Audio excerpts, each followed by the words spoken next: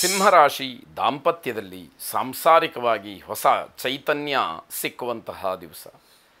ಆ ರೀತಿಯ ಒಂದು ಪುಷ್ಟಿ ಇಡೀ ಕುಟುಂಬಕ್ಕೆ ದೊರಕಿತು ಅಂತಾದಾಗ ಹೊಸ ಹೊಸ ಒಳ್ಳೆಯ ನಿರ್ಧಾರಗಳನ್ನು ಮಾಡುವಂಥದ್ದಾಗತ್ತೆ. ನಿಮ್ಮ ತ್ಯಾಗ ಬುದ್ಧಿ ಮನೆಯವರಿಗೆ ಸಂತೋಷವನ್ನು ತರುತ್ತೆ. ನನಗೆ ಬೇಡಪ್ಪ, ಪರವಾಗಿಲ್ಲ, ಬೇರೆಯವರಿಗೆ ಅದು ಅನುಕೂಲ ಆಗೋದಾದರೆ ಅವರಿಗೆ ಹೋಗಲಿ ಅನ್ನುವಂತಹ ಭಾವನೆ, ಆ ಮಾತು, ಅದಕ್ಕೆ ಸ್ಪಂದನೆಯನ್ನು ಕೊಡ್ತಕ್ಕಂಥದ್ದು ಮನೆಯವರಿಗೆ ತುಂಬ ಖುಷಿಯನ್ನು ಕೊಡ್ತಕ್ಕಂಥದ್ದು. ಆರೋಗ್ಯ ನಿಮ್ಮ ಕೈಯಲ್ಲಿದೆ. ಆಹಾರದಿಂದಲೋ ಬೇರೆ ಬೇರೆ ರೀತಿಯ ಚಟುವಟಿಕೆಯಿಂದಲೋ ನಿಮ್ಮ ಆರೋಗ್ಯವನ್ನು ಹಾಳು ಮಾಡಿಕೊಳ್ಬೇಡಿ ಅನ್ನುವಂತಹ ಎಚ್ಚರಿಕೆ. ಧರ್ಮ ಕಾರ್ಯಗಳಲ್ಲಿ ಭಾಗಿಯಾಗೋದಕ್ಕೆ ಅವಕಾಶ ಇದೆ. ಆಗ ಒಂದಷ್ಟೊತ್ತು ಸಮಯವನ್ನಾದರೂ ಕೂಡ ಆ ಧರ್ಮ ಕಾರ್ಯದಲ್ಲಿ ಕಳೀತಕ್ಕಂತಹ ಒಂದು ಯೋಗ ನಿಮಗೆ ಸಿಕ್ಕತ್ತೆ ಅಂತ ಅರ್ಥ ಮಾಡ್ಕೊಳ್ಳಿ.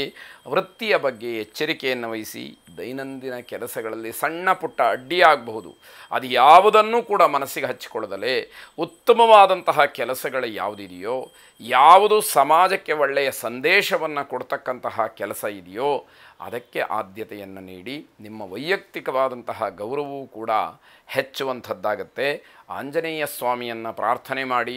ಮನೋಜವಂ ಮಾರುತ ತುಲ್ಯ ವೇಗಂ ಜಿತೇಂದ್ರಿಯಂ ಬುದ್ಧಿಮತಾಂ ವರಿಷ್ಠಂ ವಾತಾತ್ಮಜಂ ವಾನರ ಯೂಥ ಮುಖ್ಯಂ ಶ್ರೀರಾಮದೂತಂ ಶಿರಸಾ ನಮಾಮಿ ಎಂಬುದಾಗಿ ಪ್ರಾರ್ಥನೆ ಮಾಡಿ. ಶುಭವಾಗಿ. ಕನ್ಯಾರಾಶಿ, ಪರಿಶ್ರಮದ ಫಲ ನನ್ನನ್ನು ಕಾಪಾಡುತ್ತೆ ಅನ್ನುವಂತಹ ದೃಢವಾದ ನಂಬಿಕೆ ನಿಮಗೆ ಮನಸ್ಸಿಗೆ ಬರುತ್ತೆ. ನಾನು ಎಷ್ಟು ಕಷ್ಟಪಡ್ತೀನೋ ಅದರಿಂದ ಸಿಗ್ತಕ್ಕಂತಹ ಫಲ ನನಗೆ ಸಿಕ್ಕತ್ತೆ, ಖಂಡಿತವಾಗಿ ಅದನ್ನು ನನ್ನ ಕಾಪಾಡುತ್ತೆ, ಕೈ ಹಿಡಿಯುತ್ತೆ ಅನ್ನುವಂತಹ ನಂಬಿಕೆ ನಿಮ್ಮಲ್ಲಿ ಗಟ್ಟಿಯಾಗುವಂಥದ್ದು. ತ್ವರಿತವಾದಂತಹ ತೀರ್ಮಾನದಿಂದ ನಷ್ಟವನ್ನು ಮಾಡಿಕೊಳ್ತೀರಿ. ಇದ್ದಕ್ಕಿದ್ದ ಹಾಗೆ ಯಾವುದೋ ಒಂದು ನಿರ್ಧಾರವನ್ನು ಮಾಡಿಬಿಡೋದು, ಈ ಕೆಲಸ ಆಗ್ಬಿಡ್ಬೇಕೀಗ ಅಂತ. ಅದು ಆಮೇಲೆ ಯೋಚನೆ ಮಾಡಿದಾಗ ಒಂದಷ್ಟು ಹಣ ನಷ್ಟವಾಗ್ತಕ್ಕಂತಹ ಸೂಚನೆ, ನಿರ್ಧಾರ ಆಗಿಬಿಟ್ಟಿರುತ್ತೆ, ಮತ್ತೆ ಬದಲಾಯಿಸೋದಕ್ಕೆ ಕಷ್ಟ ಆಗುವಂಥದ್ದು.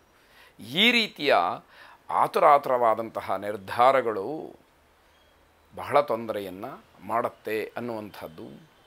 ಆತರ ಬಡಕನಿಗೆ ಬುದ್ಧಿಮಟ್ಟ ಅಂತ ಹೇಳಿ ಹಳ್ಳಿ ಕಡೆ ಒಂದು ಗಾದೆಯನ್ನು ಹೇಳ್ತಾರೆ. ಅಂದರೆ ತುಂಬ ಆತುರಾತುರವಾಗಿ ನಿರ್ಧಾರಗಳನ್ನು ಮಾಡುವಂಥವ್ರಿಗೆ ಆ ಕ್ಷಣದಲ್ಲಿ ಸರಿಯಾದಂತಹ ಬುದ್ಧಿ ಕೆಲಸ ಮಾಡದೇ ಇರತಕ್ಕಂಥದ್ದು, ಅದೇ ತೊಂದರೆಗೆ ಕಾರಣ ಆಗುತ್ತೆ ಎನ್ನುವಂಥದ್ದು. ಕಲೆ, ಸಾಹಿತ್ಯ ಇತ್ಯಾದಿ ವಿಚಾರಧಾರೆಗಳಿಗೆ ಅಥವಾ ಇತ್ಯಾದಿ ವಿಚಾರಕ್ಕೆ ಸಂಬಂಧಪಟ್ಟ ಹಾಗೆ ಒಂದಷ್ಟು ಸಮಸ್ಯೆಗಳನ್ನು ಮಾಡಿಕೊಳ್ತೀರಿ, ಸಮಸ್ಯೆ ಆಗತ್ತೆ ಅನ್ನುವಂಥದ್ದನ್ನು ಗಮನಿಸಿ. ಬರಹಗಾರರಿಗೆ ಶುಭ ಇರತಕ್ಕಂತಹದ್ದು, ಬರಹವನ್ನೇ ವೃತ್ತಿಯಾಗಿ ಸ್ವೀಕಾರ ಮಾಡಿರ್ತಕ್ಕಂಥವ್ರಿಗೆ ಒಂದಷ್ಟು ಅನುಕೂಲ, ಗೌರವ ಅಥವಾ ಇನ್ಯಾವುದೋ ಪ್ರಶಸ್ತಿ, ಪುರಸ್ಕಾರಗಳು, ಹಣ, ಲಾಭ ಇವೆಲ್ಲವೂ ಕೂಡ ಸಿಕ್ಕುವಂಥದ್ದಾಗತ್ತೆ. ಸಾಲ ಪ್ರಕ್ರಿಯೆ ಏನೇ ಇದ್ದರೂ ಕೂಡ ಈ ದಿವಸ ಮಾಡಬೇಡಿ. ಸಾಲ ಕೊಡುವಂಥದ್ದು, ಸಾಲ ತಗೊಳ್ಳುವಂಥದ್ದು, ಬೇರೆಯವರಿಗೆ ಸಾಲ ಕೊಡಿಸ್ತಕ್ಕಂಥದ್ದು, ಒಟ್ಟಾರೆ ಸಾಲದ ವಿಚಾರ ಈ ದಿವಸ ಬೇಡವೇ ಬೇಡ ಅಂತ ಅರ್ಥ. ಅನಗತ್ಯವಾದಂತಹ ಕೆಲಸಕ್ಕೆ ಸಮಯವನ್ನು ಹಾಳು ಮಾಡಿಕೊಳ್ತೀರಿ, ಕೆಲಸ ಆಗೋದಿಲ್ಲ, ಕೊನೆಗೆ ಬೇಸರವಷ್ಟೇ ಉಳಿತಕ್ಕಂತಹದ್ದು. ಕುಲದೇವತಾ ಪ್ರಾರ್ಥನೆಯನ್ನು ಮಾಡಿ. ಶುಭವಾಗಿ. ತುಲಾರಾಶಿ, ರಾಜಕೀಯಕ್ಕೆ ಸಂಬಂಧಪಟ್ಟಂತಹ ವ್ಯಕ್ತಿಗಳು, ರಾಜಕಾರಣಿಗಳು ನಿಮ್ಮ ಮೇಲೆ ಪ್ರಭಾವವನ್ನು ತೋರಿಸ್ಬೋದು, ಪ್ರಭಾವ ಬೀರಬಹುದು. ಅದು ಧನಾತ್ಮಕವಾಗಿ ಆದರೆ ನಿಮಗೆ ಅನುಕೂಲವಾಗುತ್ತೆ, ಋಣಾತ್ಮಕವಾಗಿ ಆದರೆ ತೊಂದರೆಯನ್ನು ಬಹಳ ದೀರ್ಘಕಾಲದವರೆಗೆ ಅನುಭವಿಸಬೇಕಾಗತ್ತೆ ಎನ್ನುವಂಥದ್ದು. ಕುಟುಂಬದವರ ತಿಳುವಳಿಕೆ ಅಥವಾ ಮಾರ್ಗದರ್ಶನ, ಸಲಹೆ, ಮಾತು ಇದೆಲ್ಲ ನಿಮಗೆ ಕಹಿ ಅಂತ ಹೇಳಿ ಅನಿಸುತ್ತೆ, ಹಿತ್ತಲಗಿಡ ಮದ್ದಲ್ಲ.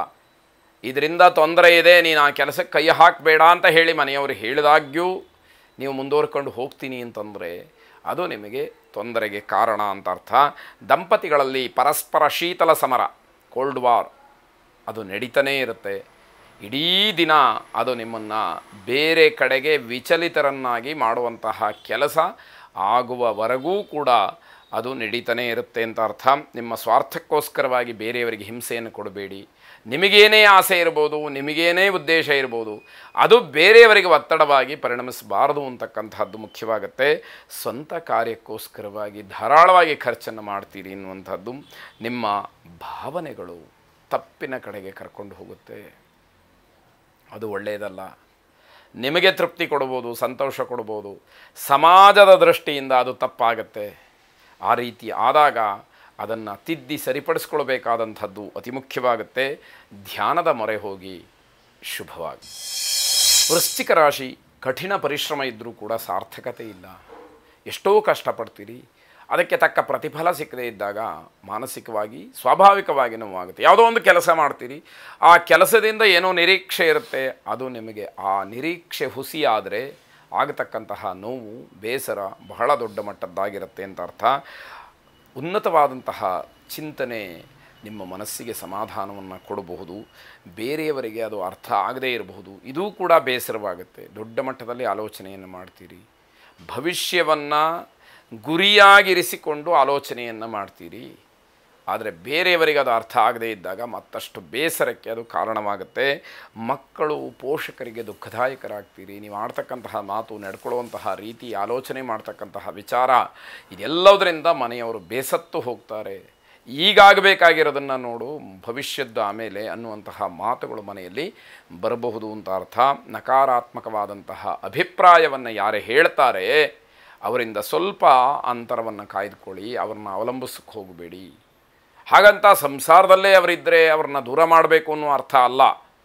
ಆ ರೀತಿಯ ಚಿಂತನೆಗಳು, ಆ ರೀತಿಯ ವಿಚಾರಧಾರೆ ಅವರ ಎದುರಿನಲ್ಲಿ ಬೇಕಾಗಿಲ್ಲ ಅನ್ನುವಂಥದ್ದು. ನಿಮ್ಮ ಮಾತಿಗೆ ಯಾವಾಗ ಬೆಲೆ ಸಿಕ್ಕಲಿಲ್ಲ, ನಿಮ್ಮ ಮಾತನ್ನು ಯಾವಾಗ ಅರ್ಥ ಮಾಡಿಕೊಳ್ಳಿಲ್ಲ, ಆಗ ಅಂಥವರ ಜೊತೆಯಲ್ಲಿ ಆ ವಿಚಾರವನ್ನು ಚರ್ಚೆ ಮಾಡಿ ಪ್ರಯೋಜನವಾದರೂ ಏನು ಅನ್ನುವಂಥದ್ದನ್ನು ಪ್ರಶ್ನೆ ಮಾಡಿಕೊಳ್ಬೇಕಾಗತ್ತೆ. ವೈವಾಹಿಕ ವಿಚಾರದಲ್ಲಿ ಕಲಹ ಉಂಟಾಗ್ತಕ್ಕಂಥದ್ದಿದೆ. ವ್ಯವಸ್ಥಿತವಾದಂತಹ ದಿವಸ ಆದರೆ ಈ ಎಲ್ಲ ವಾತಾವರಣಗಳು ವ್ಯವಸ್ಥಿತವಾಗಿರತಕ್ಕಂಥದ್ದನ್ನು ಬಹಳ ಅವ್ಯವಸ್ಥೆಯಾಗಿ ಪರಿವರ್ತನೆ ಮಾಡಿಬಿಡುತ್ತೆ ಎನ್ನುವಂಥದ್ದೇ ಮತ್ತೆ ಬೇಸರವಾಗ್ತಕ್ಕಂಥದ್ದು. ಹಿರಿಯರ ಮಾತನ್ನು ಕೇಳಿ, ಹಿರಿಯರ ಮಾರ್ಗದರ್ಶನವನ್ನು ಪಡ್ಕೊಳ್ಳಿ. ಶುಭವಾಗಿ.